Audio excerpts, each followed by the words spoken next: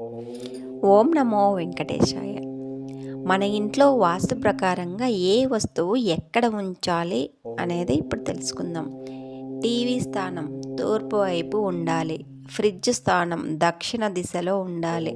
నీటి కుండ ట్యాంక్ ఈశాన్యంలో ఉండాలి. చీపురు పడమర లేదా నైరుతి మూలలో ఉండాలి. పూజా గది ఈశాన్యంలో ఉండాలి. అద్దం తూర్పు లేదా ఉత్తరం దిశలో ఉండాలి. మంచం బెడ్ తూర్పు వైపు ఉండాలి. బీరువా ఉత్తర వైపులో ఉండాలి. వంటగది ఆగ్నేయంలో ఉండాలి. ఇంటి ముందు స్వస్తిక్ లేదా ఓం చింహం తప్పకుండా ఉండాలి.